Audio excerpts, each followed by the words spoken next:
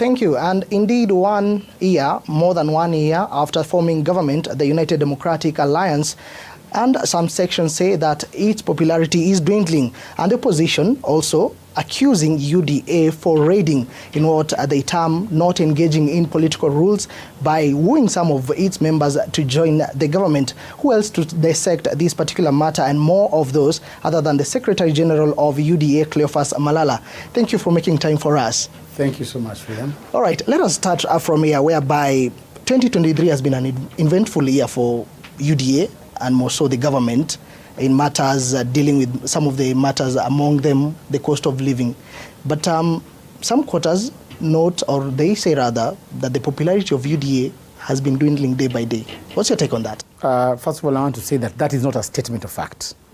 One, it must be known that since I came into office, we have seen a mass exodus from the opposition, leaders who were initially in the opposition defecting to come and join the ruling party. I have not witnessed any leader who was initially in UDA defecting to the opposition.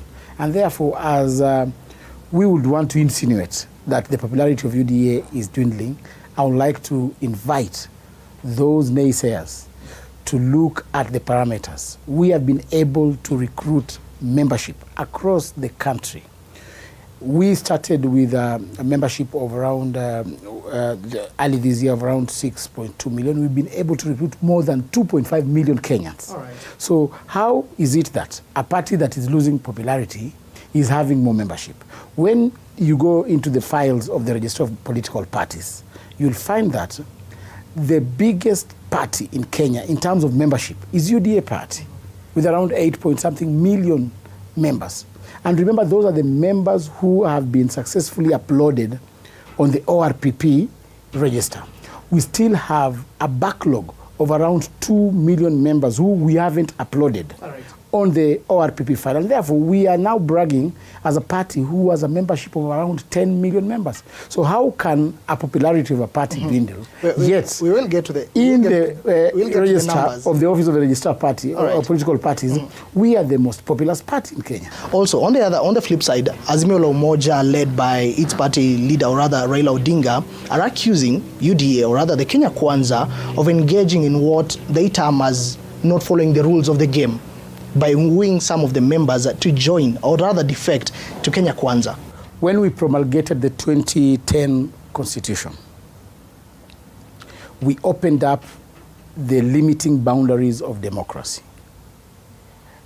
The regulating legislations that subsequently followed the enactment of the democracy in our Constitution, which more specifically I would refer to as the Political Parties Act, clearly states how a member belongs to a party and how a member should move from his party to another party. You know very well, we have a regulator in the name of the Registrar of Political Parties. He or she cannot allow you to move from your party to another party without you resigning. And therefore, the regulations have been set out very clear that one of the prerequisites of one getting into another party is by resigning from his previous party. So all the members that have come to our side have come voluntarily. They have resigned from their parties. Nobody has been coerced. Nobody has been forced. And therefore, politics is a game of persuasion. So if you think that we have persuaded you well enough, if you think that our ideologies have been able to convince you more enough, I think that is the game changer. We have built our party to be a party that believes on ideologies. All right. We are reaching out to members. We are not a dictatorship. When you look at our counterpart on the other side, they are people who believe in dictatorship. That is why when we got into power, we were able to convince even those parties who are on the opposition and who voted with Azimio to come and join us in parliament. Look at the members of the Jubilee Party, who initially were in Azimio. But right now we enjoy 28 members of the Jubilee Party who vote with us in Parliament. And this has been done through persuasion. All right. We have not forced anybody. And therefore, we would like to challenge our political competitors to also up their game. Because politics is a game of persuading people to join your school of thought, to join the advancement of your ideologies, and we cannot be static. And how do you grow a party? You grow a party by recruiting members from either members who are not in a political party or members who are in other political parties. So I would like to say that we do not go against any rules of the game. This is politics, and politics is a game of persuasion. Talking of parliament, another question, and again, UDA stands accused about weakening parliament, being an independent arm of government, whereby having the majority and also persuading members from the other side of the opposition joining the Kenya Kwanza, the legislative agendas now have been passing through parliament without even substantive argument. Parliament is a house whereby they are supposed to enact legislation, or rather play oversight role over the executive. But many a times the opposition has viewed parliament as a center to derail government business, as a center to stall government business. And therefore you find that at no point government can bring a bill or a proposal in parliament and opposition supports it. So for the executive to perform efficiently, because we are also running against the time scale, whereby if we don't implement certain promises that we made to Kenyans during our campaign, over a certain period of time, we shall be out of time, and it will be to the advantage of the opposition. And therefore, it is upon our interest, our focal interest, to ensure that the government business in parliament is transacted in good time to enable us facilitate the executive functions. And let me ask you, remember we had 172 promises in our manifesto. Those promises, some of them need legislation. Some of them need policy change. Policy making process in parliament is a painstaking process. If you do not have a strategy in the legislative arm, all your programs will not move. And therefore, it is upon us as governments, because we do not stop being government when we get to the house. We are in government, in the executive, and when we get to the parliamentary side, we are the majority. And therefore, it is upon the membership of our coalition in parliament to ensure that government business is pushed and is not derailed by anybody. All right. 172 promises, among them the cost of living. Still the same parliament, we had the Finance Act passing through. And it comes at a time where there is a hue and cry about the cost of living. From where you sit, as a leader, Secretary General of the ruling party, which is in government right now, will you say there is one legislative role, or rather there is one bill that has gone through parliament, through UDA, to address this particular matter? First of all, you must appreciate that Kenya is not an island. Kenya does not exist in isolation. Kenya exists in a global space, whereby the factors of the cost of living, some of the factors are beyond our country.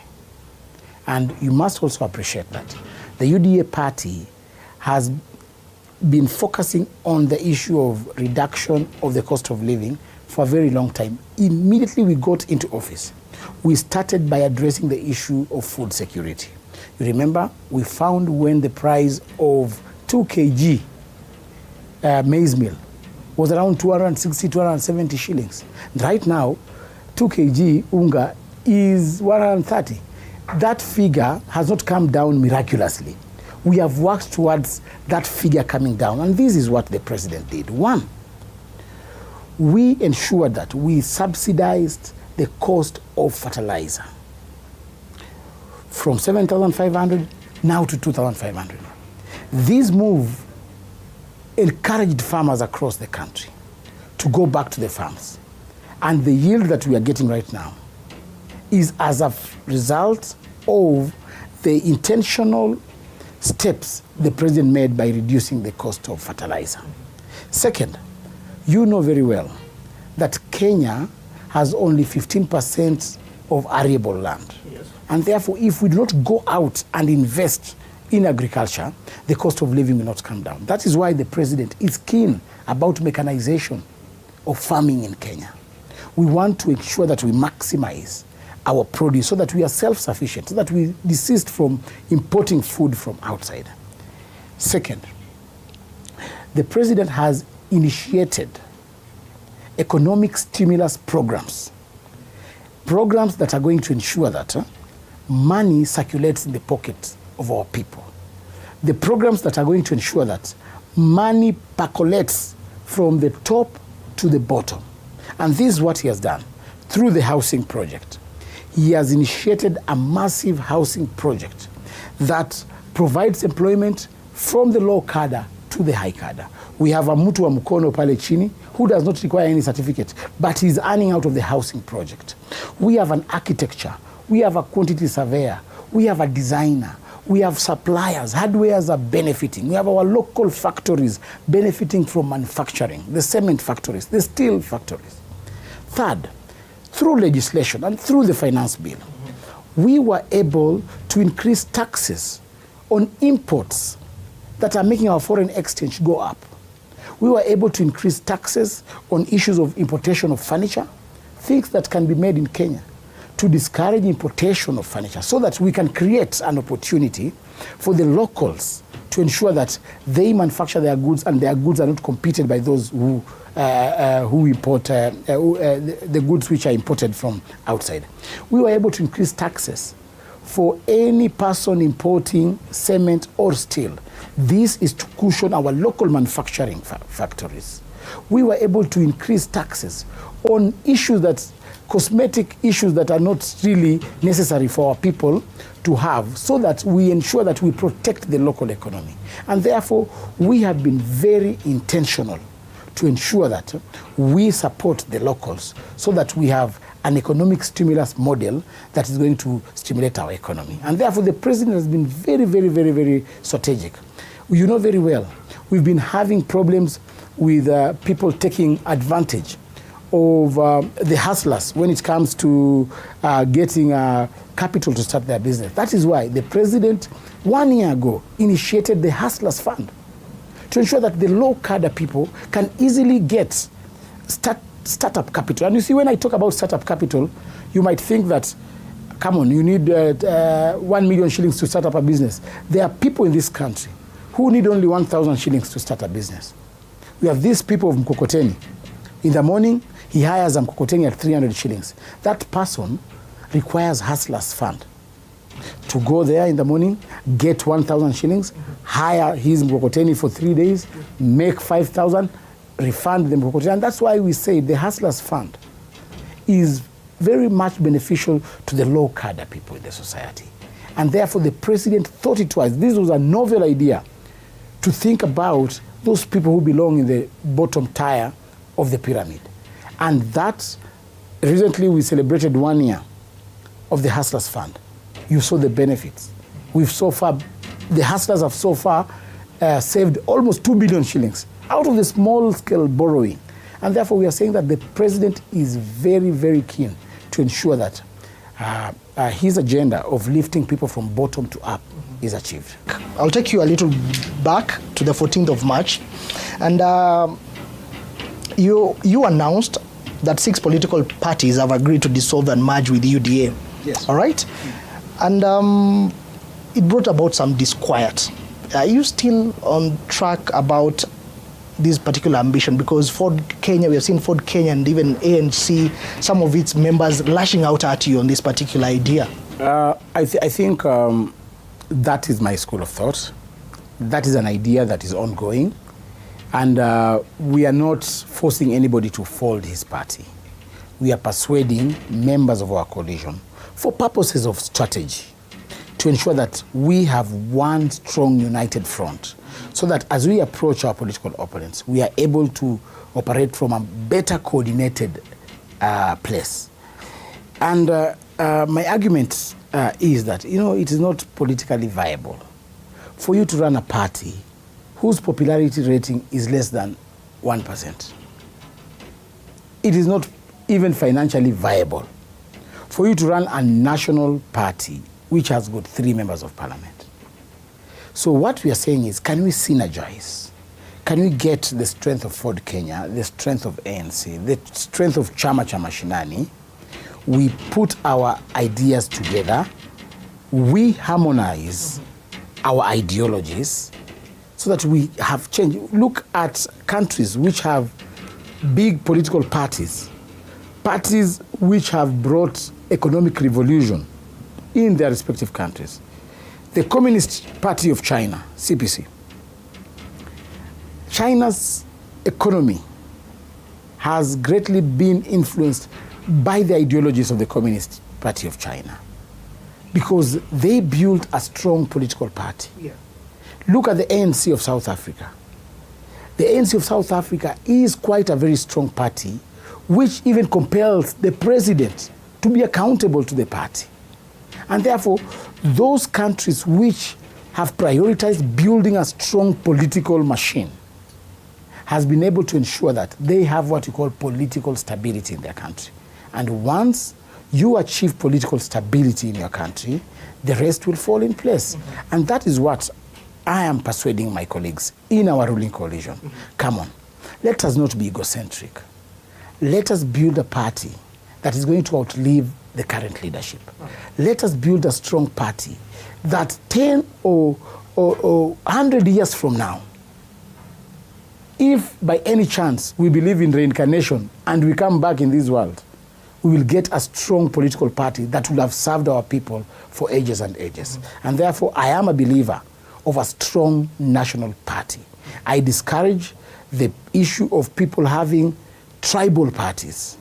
You know, if we want to kill tribalism in this country, we must do away with all these regional parties, tribal parties. We have got parties which only have influence in 3 constituencies in the country. So how do you call that a political party? And I want to call upon the register of political parties to go back and look at the requirements of formation of a political party. Right. You must have a national outlook.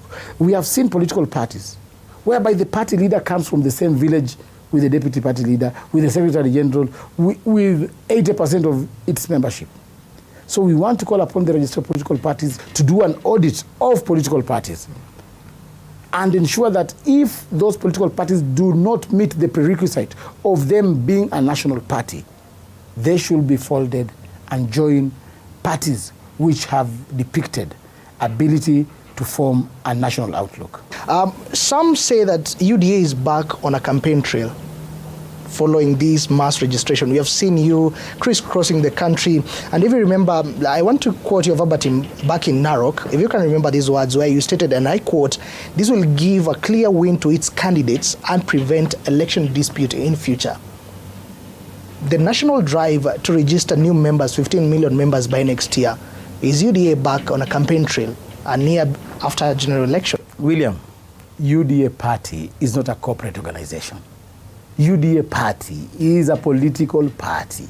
Our business is politics. Our business is politics. We cannot suspend our core business. So if we stop recruiting members, if we stop planning our political journey, what will we be doing? You have the plan to implement. No, there's a difference between government and UDA. That is why the head of government is William Samoei Ruto in the executive. UDA is a political party. UDA is not part of the executive.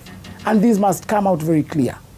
We are the ruling party that facilitated our members to go to the executive side, to the government side, to implement the desires of our people. But we are not the executive. Our core mandate is to build our party politically. That is why we have an active secretariat 4 years to the elections. And therefore, people should desist from thinking that when we are recruiting members, we are doing politics. Yes, that is our core business, because we are a political party.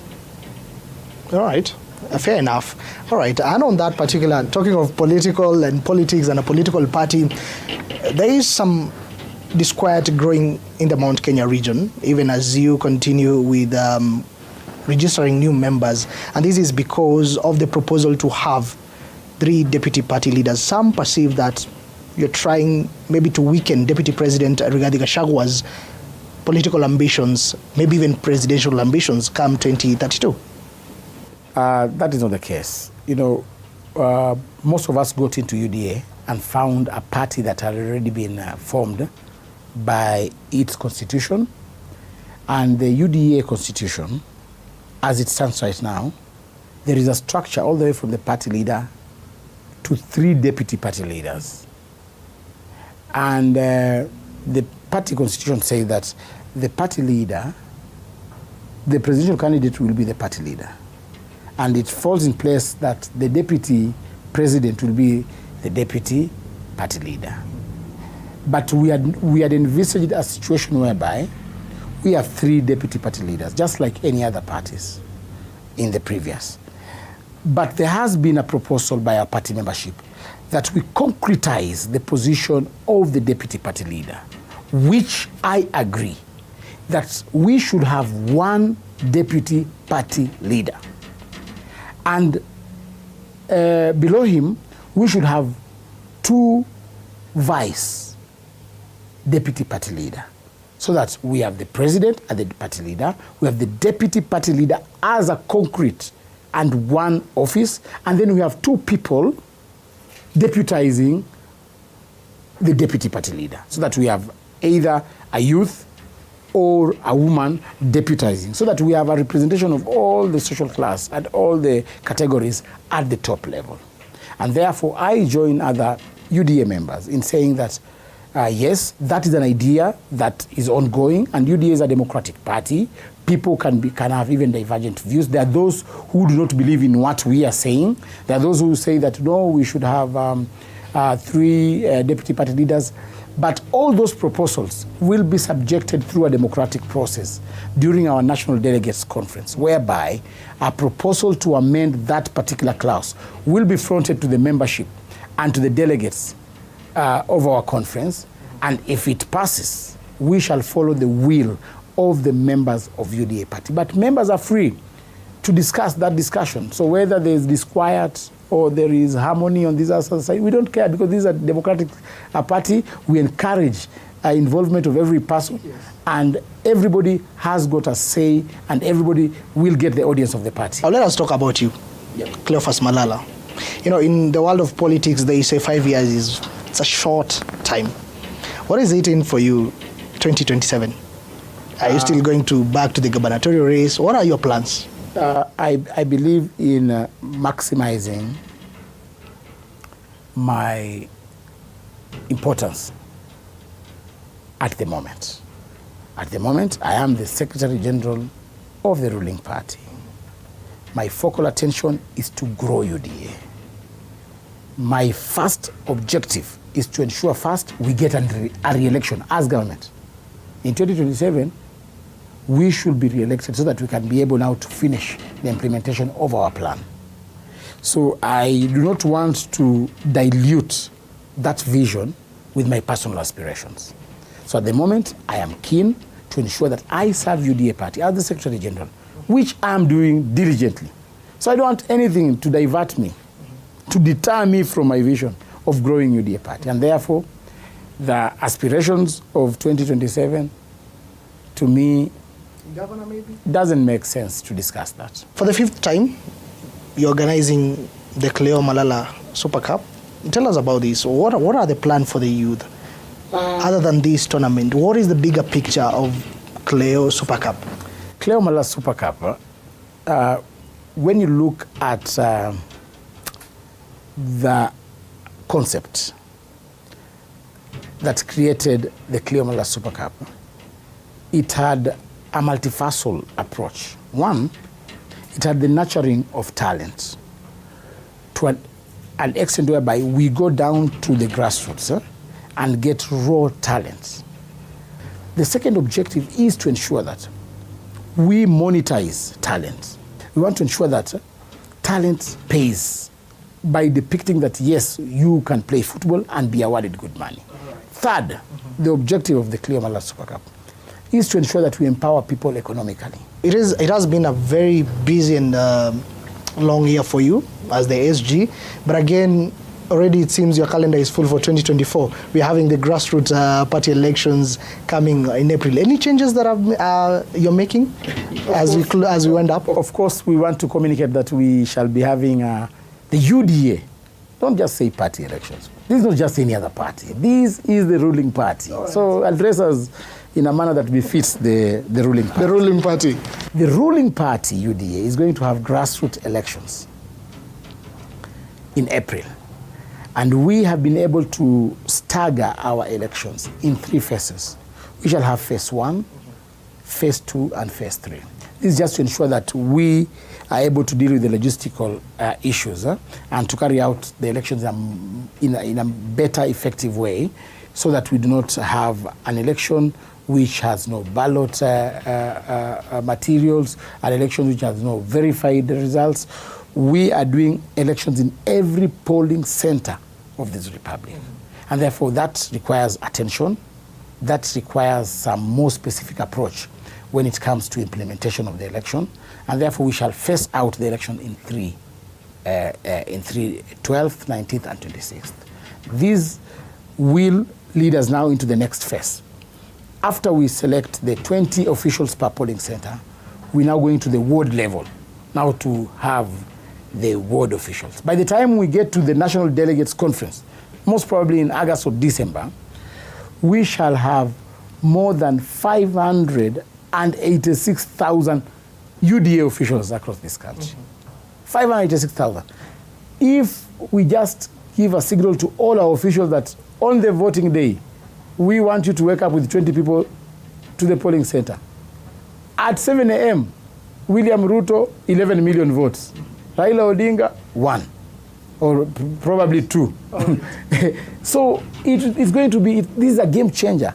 We are preparing ourselves for a bigger battle in 2027. And therefore, we want to ask our political competitors, brace yourself for a tough battle. All right. Thank you for making time for us. Thank you. All right. That is Cleophas.